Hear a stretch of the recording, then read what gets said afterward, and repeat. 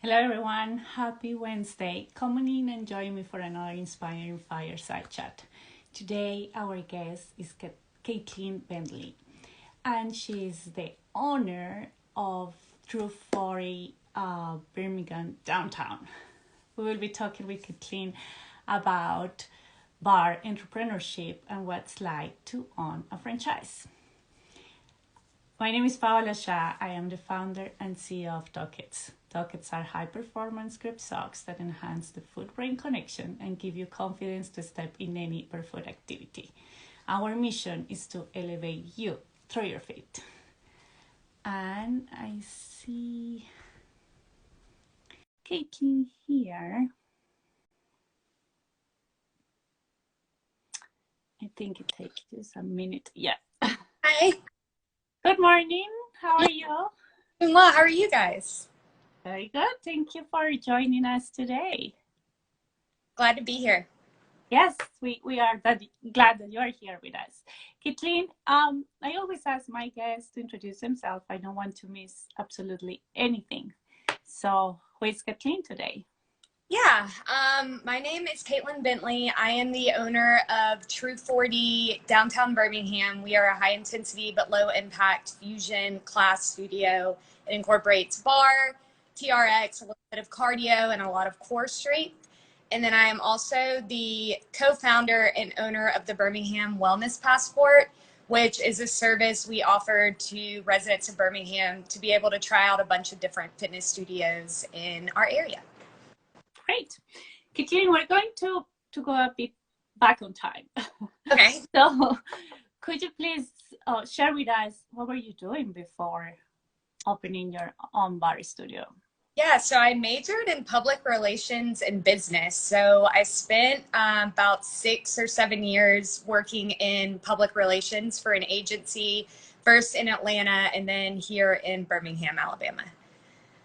Okay, and then how was that transition, or why do you open a bar studio? Where did bar basically come into the picture? Yes. So I have always known I wanted to own my own business, and I've always loved group fitness. So it seemed just like a natural inclination for me. And so I kind of started putting out feelers back in 2014 and figuring out how will this actually work? How can I do this? And I talked to my husband at the time. He is still my husband, but we had just Hunter, and we've just gotten married. And at my job that I used to have, I was getting paid very well. I had amazing benefits, and I had to go to my new husband and say, "Hey, can I quit my job and can I open a fitness studio? What do you think? You know, this is a big risk." And he was extremely supportive, and he said, "I think you need to go for it, and you always work hard, and I think you'll be successful in anything that you choose to do." So I quit my job and I stepped out on a limb, and here we are 3 years later. So Wow. it was So, worth it. I'm curious to know about Bar Franchise and how, like, why did you choose to go um, to the kind of franchise route instead of opening your brand new, new brand, or basically bar Yeah. studio? So I kind of like to say that I sort of did a hybrid of both. And I say that because I'm the only franchise of True 40. And the founder of our method is actually someone who went to college with me. And when I found True 40 and went to the website and saw her there, I said, "Oh, I know her. I've got to talk to her." And so we worked together at one of her other locations for a year before I felt equipped to go out on my own and open this studio.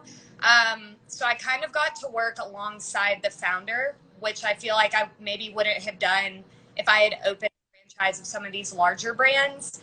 And now she is not quite as involved anymore. So I've kind of stepped up over True 40 corporate, and I have a lot of communication with most of the other studios. But I have the safety of the franchise, if that makes sense. Because when I first opened, with my background being in PR and business, I didn't just want to open a studio and try to make up a workout without the science in the background behind that. So I really wanted to be able to learn that and know that the workout I was selling was something that was safe and effective. Yeah, and then so let's talk about what you said, the safety of the franchise. Could you please explain a bit more about Yeah. that? Yeah. So you have a brand that's already created for you. You have some name recognition. We have a few studios in the Southeast. You also have support for things like retail design or social media. And I'm in a little bit of a unique position because I help with those things too for the other studios, but it's just nice to be under a bucket in a group. And that felt a little less scary in the beginning than stepping out on my own and trying to create something totally new. Right, right. And then, so in all these adventures, there is always some kind of challenges. So what has been kind of the biggest challenges for you in, owning your own franchise slash bar studio? Yeah, I think, I'm sure every franchise owner, it doesn't matter what industry, at some point is wondering, what if I had just gone out on my own? And so I have been fortunate that I've been able to put some of my ideas in practice for the entire franchise and not just my location. But I think, trying to think here, COVID was obviously a huge challenge for everybody. And we all have heard a lot about that, so I won't go down that. Yeah, we're going to talk about COVID in a bit. But I think just maybe the biggest challenge is just quality control and making sure that we always maintain a superior experience for our clients and that we're keeping them happy and keeping our staff as high quality as we can. And then, so when you talk about high quality, what does it mean? For us, we don't want this to be just a workout where you come in and you leave. Community is very important to us. So yes, when you come here, you're going to get a killer workout. You're going to leave sweaty, but you're also going to be talking to the person at the bar next to you about their weekend. It's very important that we have relationships built between not only our clients, but our staff as well. Our instructors know everybody's name.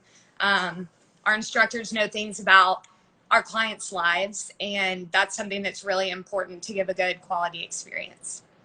Right. So, and I asked this because in previous fireside chats that I had with especially people doing bar or that they have opened their own bar studio or online bar classes, etc., there is a common thread, and is the lack of inclusivity.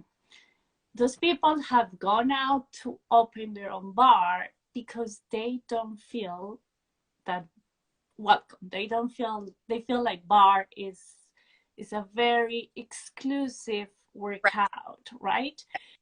So what's your point of view about that?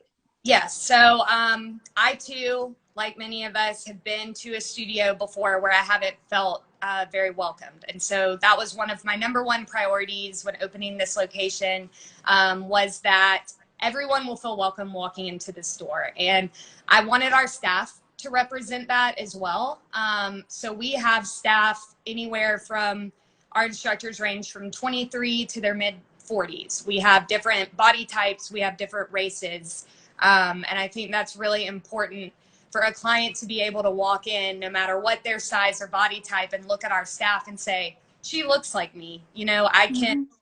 I see someone who looks like me either in the class or teaching the class, and that makes everybody feel much more welcome. So it's been really important to me since day one to have all different types of people in the studio. Yeah, and this is great to hear because I was kind of surprised doing these fireside chats that it was, the common comment among like bar people that are interviewed that are more related to bar. Yeah. So this is great to hear. And then so let's talk about COVID. You launched your bar studio, or you opened your franchise, And that was what, 2 years later, COVID arrived? Yes, so we opened in August 2018, and then we closed our studio doors last March. Right. And then, so what happened at that moment when you had to close the studio? And it's like the big question is how long this is going to last, right? Is it a month? Is it? And then it kept, getting extended and extended. And then you are in the hands of the politicians and the laws. And so what was, your thought process at that time, and what did you do? Yeah, so I, just like everybody else thought, okay, this will last for 2 weeks. And then it was, okay, it'll last for a month. And then it was, okay, we've got to figure out how we're going to be able to, we don't know how long this is going to last, but we need to be able to figure out how to open our doors back up whenever it does it. And so we really started having to come up with a lot of creative ideas. We moved a lot of our classes online. We would teach some live classes, and then also had like an on-demand you could access at home. We sold an exclusive t-shirt to try to bring in some revenue. And then the biggest testament to our community was that a lot of clients emailed me when I said we're closing our doors. I felt like it was the right thing to do at the time, just to pause everybody's memberships. I wasn't going to take anyone's money, which would be bringing in zero revenue while still having some bills. And a significant number of clients reached out to me and told me to keep their memberships going while we were closed, which kept food on my table. Quite honestly, I had my first baby in October, so I was pregnant. Closed. It was a crazy time. But our community really stepped up and helped me and my family. Yeah. Well, and I think that's the importance of what you were saying before: high quality classes, building community, and I think that makes a difference, because probably some of your clients spend almost every day there, or at least 3-4 times a week there. So it becomes almost like a second home, right? Yeah. And then, so how are things today? So today, in Alabama, we are still mandated to operate at half capacity. So I cannot wait until the day when we're able to have a full class again, because I miss everybody. But things from a revenue perspective, they're okay. We have about the same number of memberships as we did pre-COVID, which I consider a huge success. We, of course, have a lot of plans for growing, but that's when it's safe, when more people are vaccinated, and we feel a little more comfortable doing that. Right. But we're open, and that's a huge feat to accomplish after last year. Yeah. And then did you switch to online classes, or you remain closed? We did. And we still have those available for a monthly or per class membership. So if you go on vacation, or you just want to take a month off and do something from home, or if you don't live in Alabama, you can access our classes online. So being an owner, you are an entrepreneur, and on top of that, you help corporate, right? And you're a new mom. Yes. Husband, house. How do you manage to handle everything? Great question. So it has always been very important to me since before we had any children that I would continue working, whatever that was. I want to be an example to my son and any future children that we have, that you can be a mom, you can own a business, you can do those things and be successful. It takes a lot of time management, and it takes a great village. I am really particular about the staff that I hire on the team, and I could not do anything that I do without our staff. They are incredible, and they help take so much off of my plate so that I can get work done and still be a mom. And I'm really lucky to have a little bit of flexibility in my schedule as a business owner, where usually my mornings to midday are dedicated to work, and then mid-afternoon through evening I turn off and I'm just a mom, which is really nice. Yeah, that's amazing. Finding that balance is always a big challenge. And it's like, you know, you have to give up certain things or Yeah. less control, like Yeah. delegating more. Yeah. And then, so you were mentioning about staff, like for you it's very important, and I guess you pay a lot of attention to hire your staff. So what advice would you give to anyone? Because I think hiring staff, it can be in the fitness industry, in any other industry. Human resources is the main source of a company. Yes. And but at the same time, it's one of the most challenging tasks, Yeah. hiring. So what would you like to share with us about your success hiring it?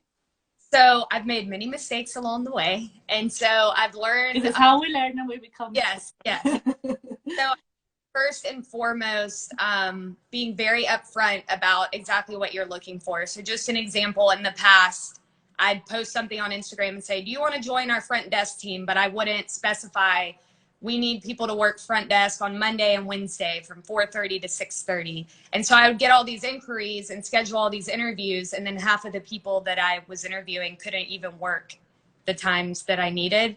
So that sounds like a very basic thing, but laying out as many parameters and specifications up front will help you cut down on the interviews and be a lot more efficient with your time.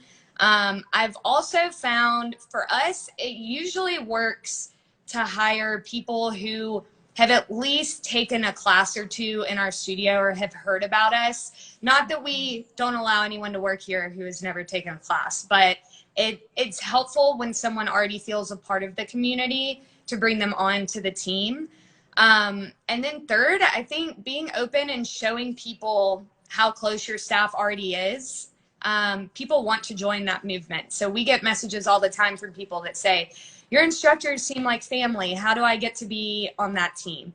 And so making sure that you continue hiring people that represent the foundations and the ideals and the beliefs that you already have as your staff family, and adding to that.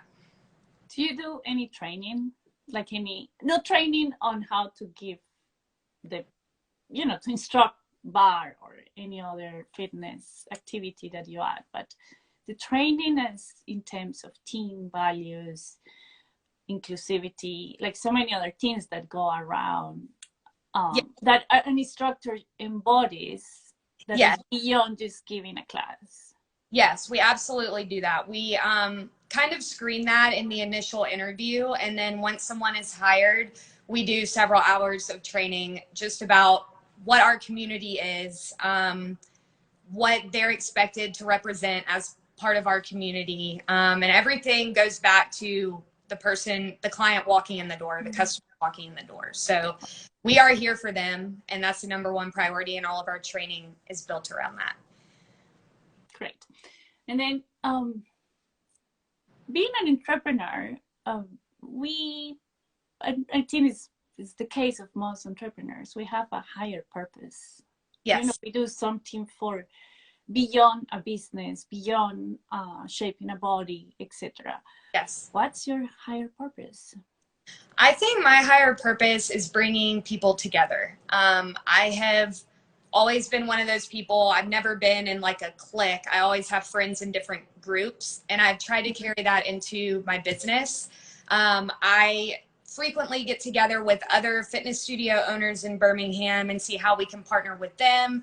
It makes me so happy when clients walk in the door and I see them talking or asking about each other's kids or their weekends or their school or whatever it is. And seeing my relationships on staff, how some of my instructors will go get dinner together, something like that. It's just, I feel like that is where my strength really lies, is bringing people together. And I'm really proud of that.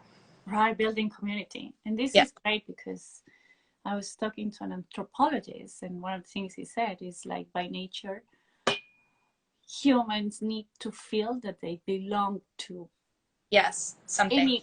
And it's part of that emotional stability. So what you're saying is something big. Thank you for doing that. And then, so we're going to switch gears a bit, and Tuckets is all about feet. Mm-hmm. And what I have discovered in my journey with Tuckets is that people try to either hide their feet, they don't pay attention to the feet, feet get abandoned in many workouts. People don't know what the toes are for, Yeah. really, like the role of the toes. So with our socks, we try to bring all that awareness. But I'm curious to know, what's your personal relationship with your own feet? Yes. So for me, my feet are my vehicle to do everything that I do during the day, from when my feet hit the floor, when I get out of bed, until I get back in bed at night. And that's something I don't take for granted. I had, long story, but I'll shorten it. I had knee surgery in my right knee in high school, and it went wrong, and I lost motor function in my right leg for about 2 years. And so I couldn't walk without a wheelchair or crutches for those 2 years. And I realized how important your legs and your feet are to doing everything. You just feel so limited. And so because of that experience, I look at my feet and I think, wow, it is a miracle that I'm able to walk around and do classes, and just that they get me from point A to point B every day. And I'm wearing my tuckets now. But we use these frequently in our classes. We like to have our toes out, and be proud of our feet. Great. And then probably you have seen our campaigns, but we joined forces with the Jordan Thomas Foundation, and we're trying. And now that you mentioned about the knee operation, etc., we're on a mission to give feet to those who don't have through prosthetics. Yeah. So we're very excited because we realize that just feet can change the life of someone, or Yeah. Yeah. not taking care of the feet, or just not having them. It also can almost destroy the life, right? Right. Like, so and we're happy that you're, every time that you place an order or your clients purchase a pair of socks, percentage of the profit goes towards that mission. So thank you for joining us with that. Yeah. And then my very last question is, I always believe that we're not alone. Even if we are successful, is because there was a community, or what I call angels, that appear here and there. So who has been your inspiration in this barre journey, barre world? I think first, my husband, he has been so supportive since day one. The one that is still your husband? Yes. Yes. What it meant for him and the sacrifice for our family, he let me pursue my dreams, and he is an angel for that. And then I am fortunate enough to be surrounded by so many strong women, whether that's my friends or in my family or just other business owners that I know. There's no shortage of women that I can look to who inspire me and push me to grow. If I ever feel stagnant or I'm anxious or worried about something, I'll go on a walk with one of them, and they'll say, Kaylin, you can do this. This is why. And it's incredible to have a community like that. Yeah, this is great. And then actually, that wasn't my very last question. I have one more. So I have found that COVID has made us way more patient, and then has also helped us to evolve a bit in this, kind of shift our minds in many ways. Yes. So what's coming for True 40? What's new? What's, during this year almost of reflection, Yes. what's coming? What have you guys done that is, different, or something that is coming that you would like to share with us? I mean, of course, we're always evolving our workouts, so there's some exciting changes coming with that. But mainly, COVID taught me the importance of our community, and we really want to focus this next year or two on taking care of our community that took care of us while we were closed. And so trying to find touch points where we can get together outside of the studio, like a book club or, walks around the park or whatever it is, just trying to find some touch points where we can enrich people's lives beyond just a workout. Yeah, that's great. And I see how how you are all about building community, which is amazing. Caitlin, thank you so much for being with us today. I appreciate your time and your honesty and sharing everything today with us. I'm sure for the ones that are going to view in the future this, they're also going to enjoy this one. Thank you so much. It was so good to be here, and thanks for taking the time to talk to me. Great. I send you a hug. Bye. Bye.